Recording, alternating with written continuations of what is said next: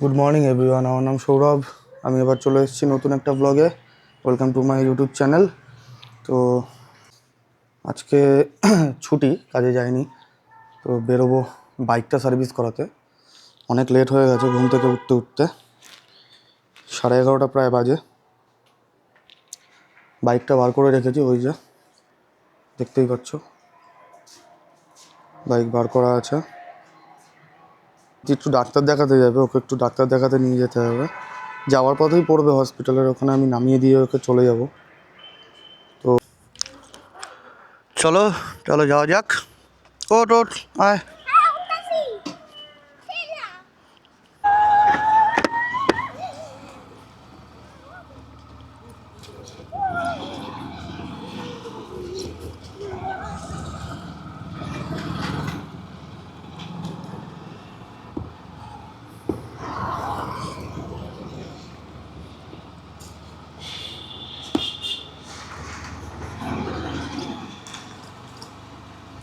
হসপিটালের সামনে নামিয়ে দেবো, হসপিটালের সামনে নামিয়ে দেবো। মন্দিরের সামনে দাঁড়াবি তুই?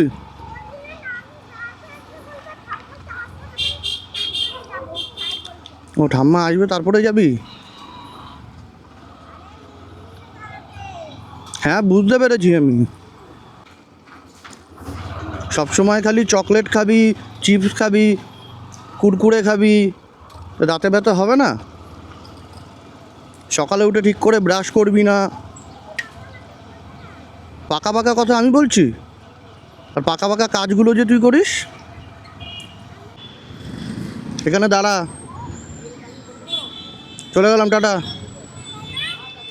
আমি আসুক, আমি যাই, আমি গাড়িতে ইয়ে করতে সার্ভিসিংয়ে যাবো গাড়ির। শুধু চলে গেলাম, টাটা টাটা।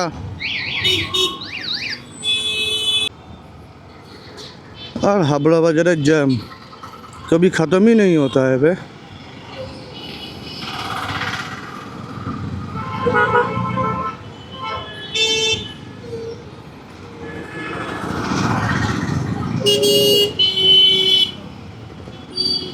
কতক্ষণ লাগবে কে জানে, জানি না। কখন ফিরবো সার্ভিস করিয়ে তাও জানি না। স্যাটারডে সানডেতে তো ভিড় থাকে জানি।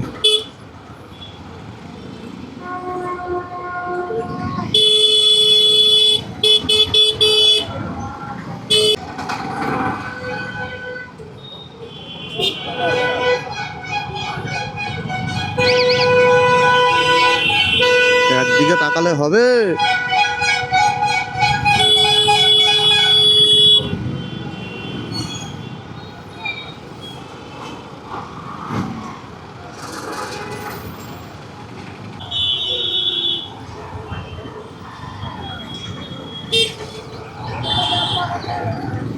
আমার গাড়িটা কিন্তু রেবা অটো থেকে নেওয়া, এখন রেবা অটোতেই যাচ্ছি সার্ভিসিংটা করাতে।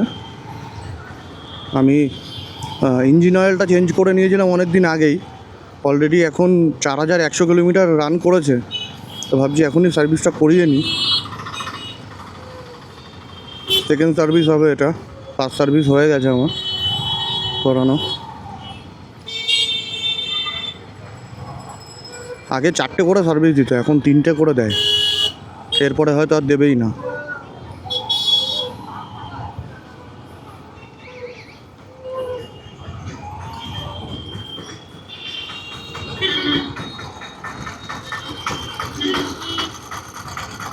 আমার প্রথম বাইক ছিল হচ্ছে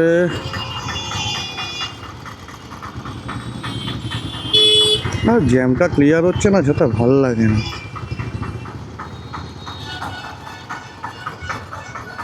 সোজা গেলে নবরুখরা মোড়, এই সামনের মোড়টাতেই নবরুখরা মোড়।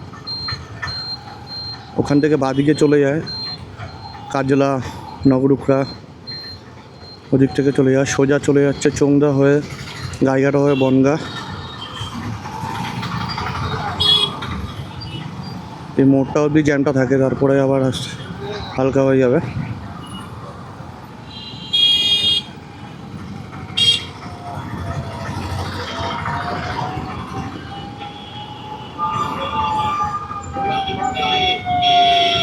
যা জ্যাম, অ্যাম্বুলেন্সও বেরোতে পারবে না।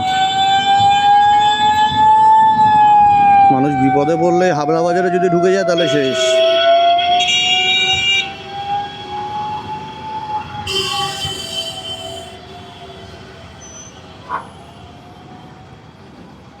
জ্যামটা আবার এই যে হালকা হচ্ছে আস্তে আস্তে।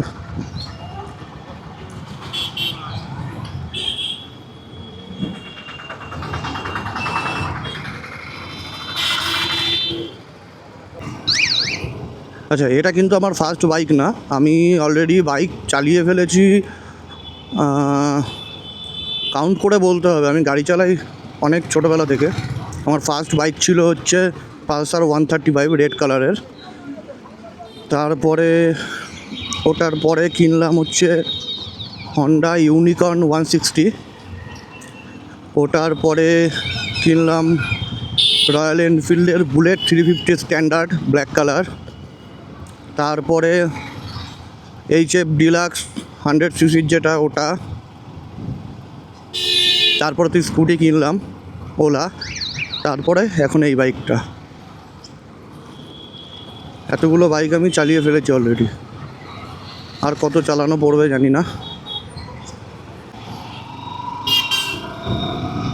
প্রায় চলে এসেছি, সামনেই রেবা অটো প্লাজা।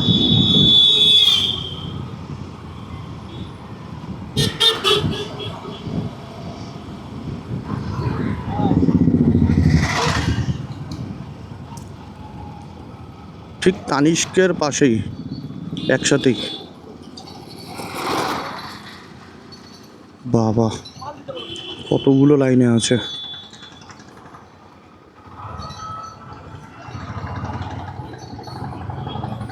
আদৌ কি আজকে হবে?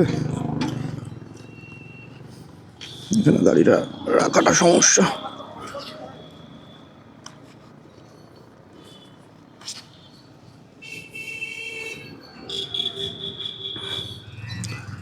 এক দুই তিন চার পাঁচ ছয় সাত আট, ভিতরে আরো দুটো তিনটে আছে।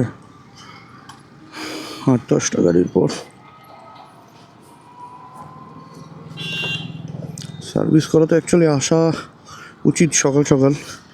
আমি তো দেরি করে ফেললাম, কী করা যাবে।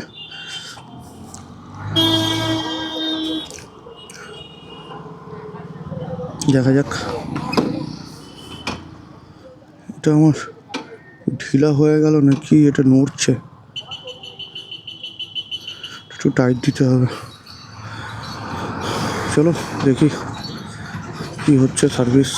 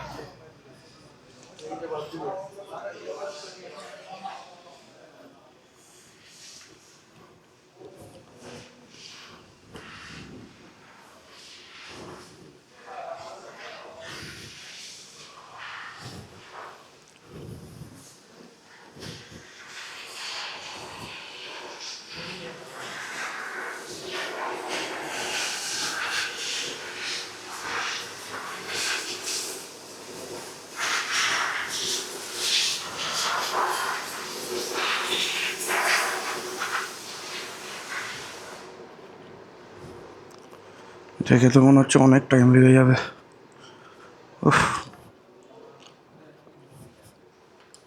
এটা হচ্ছে গোডাউন। এটা এবার উপরেও আছে গোডাউন, নিচে আছে।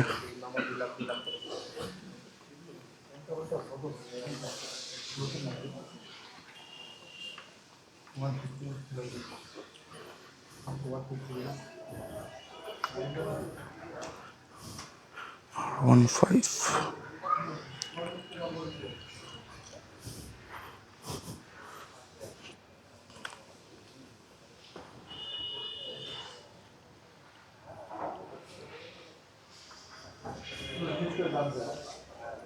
মারাত্মক পড়েছে গাড়িটা।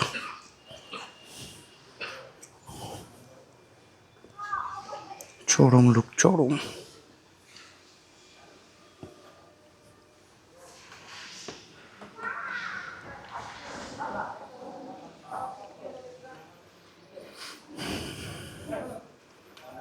এখন আর কি ওয়েট করতে হবে, ওয়েট করা ছাড়া উপায় নেই। কখন হবে জানি না, দেখা যাক। সিরিয়াসলি ভাই, সকাল 11:30 নাগাদ এসছি, এখন 6:16 বাজে। আমি বাড়ি যাচ্ছি, ভাবলাম গাড়িটা সার্ভিস করাবো, হলো না সার্ভিস।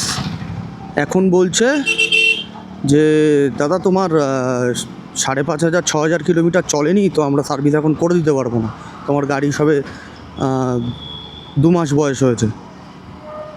তো এই কথা বলে আমাকে বলছে এখন সার্ভিস করে দিতে পারবো না। মানে ভাবা যায়, আমি সারাটা দিন এখানে বসা, রীতিমতো আমি মানে গালাগালি দেওয়ার মতন অবস্থায়, মুড এত খারাপ হয়ে যাচ্ছিলো, এতটাই বিরক্ত লাগছিলো, মানে কি বলবো।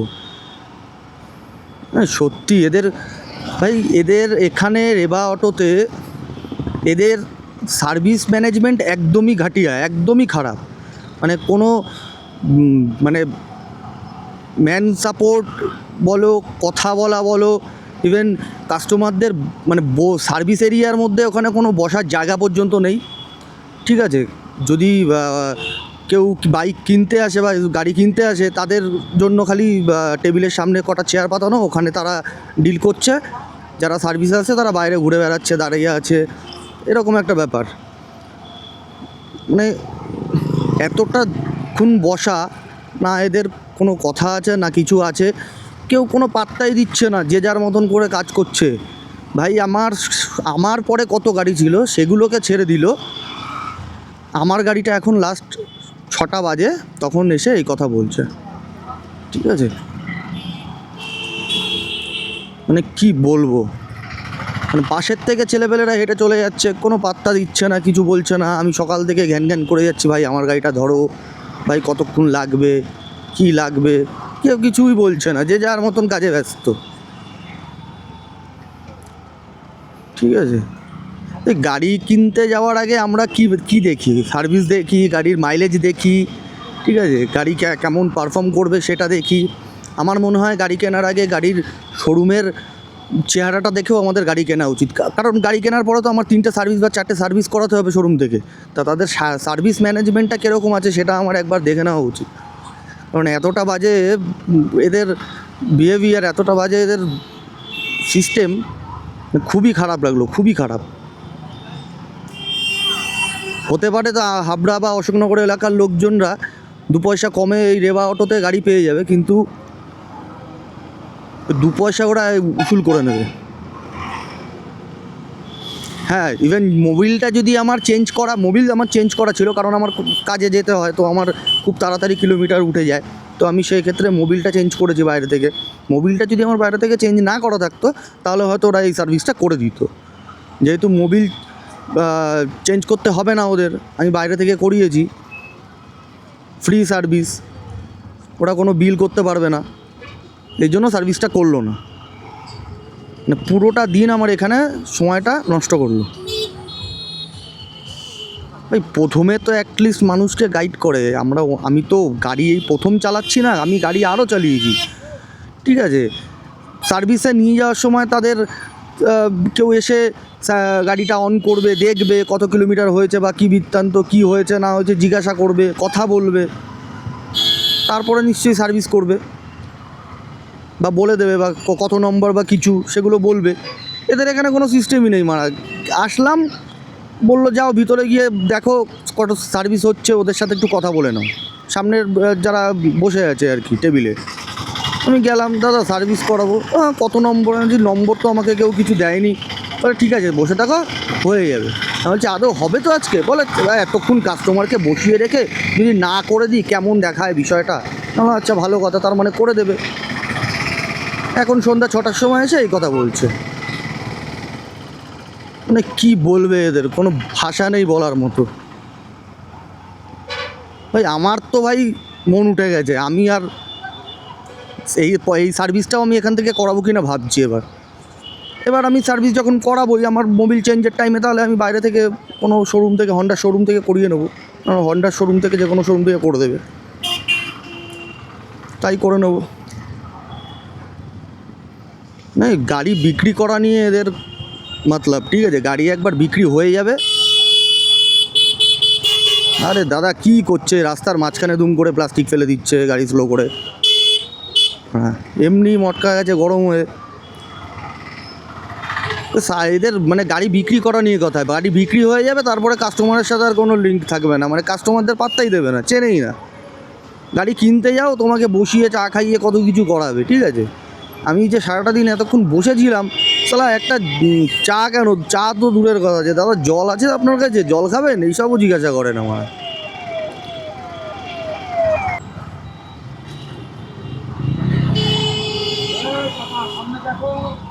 এই জানি না আমি যে 5,500 আমার সার্ভিস বুকে লেখা ছিল 5,500 থেকে 6,000 কিলোমিটার, 180 দিন।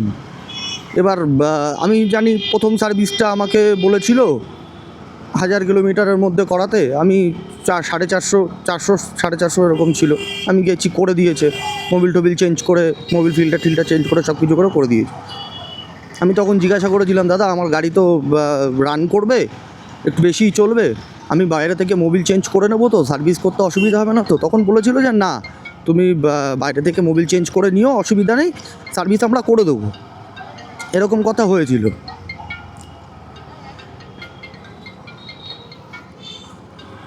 তা এখন এই সিচুয়েশন, কি বলবো, এদের কিছু বলার নেই।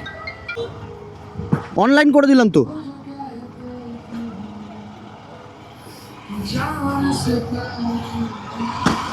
চলে এসেছি বাড়ির কাছে, বাড়িতে ঢুকবো। সারাদিন খাওয়া দাওয়া কিছু হয়নি, গিয়ে দুটো খাওয়া দাওয়া করতে হবে।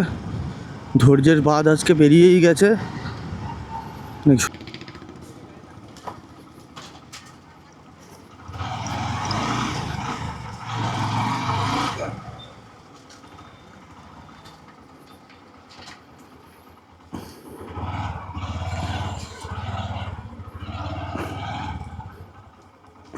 চলে এসেছি বাড়িতে।